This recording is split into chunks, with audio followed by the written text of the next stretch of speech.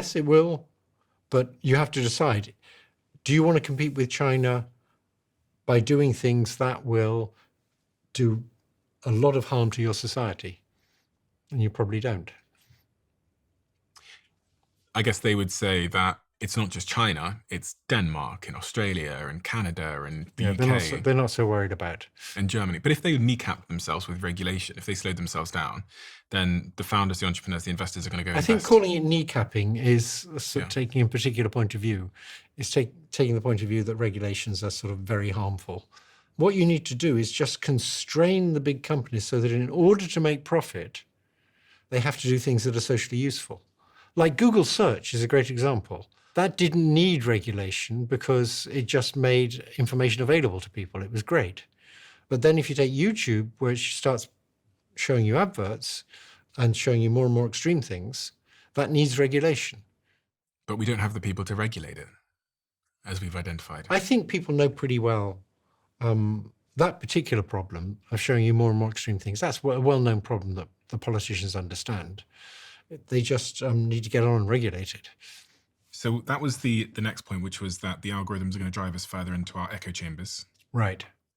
What's next? Lethal autonomous weapons.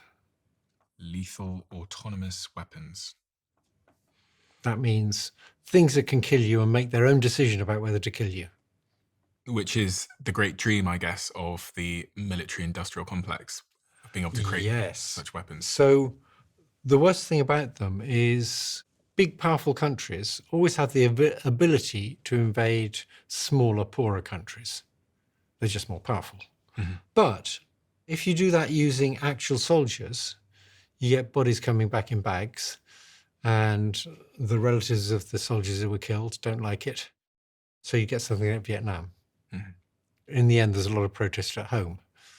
If instead of bodies coming back in bags, it was dead robots, there'd be much less protest, and the military-industrial complex would like it much more, because robots are expensive.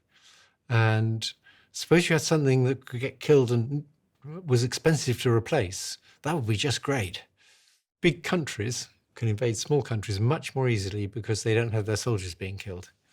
And the risk here is that these robots will malfunction, or they'll just be more... No, that's even if the robots do exactly what the people who built the robots want them to do, the risk is that it's going to make big countries invade small countries more often. More often, because they can. Yeah, and it's not a nice thing to do. So it brings down the friction of war. It brings down the cost of doing an invasion. Mm. And these machines will be smarter at warfare as well. So they'll be well, even when the machines aren't smarter. So the lethal autonomous weapons, they can make them now. And I think all the big defense departments are busy making them. Even if they're not smarter than people, they're still very nasty, scary things. Because I'm thinking that, they could show just a picture, go get this guy. Yeah. And go take out anyone he's been texting. And this little wasp.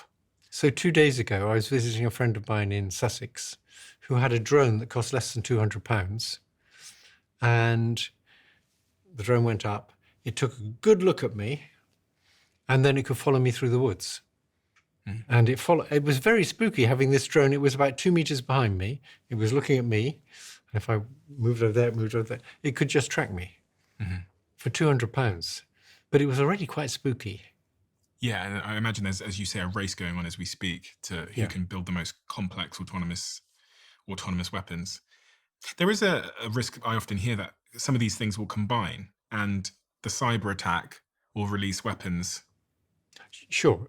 You can get combinatorially many risks by combining these other risks. Mm-hmm.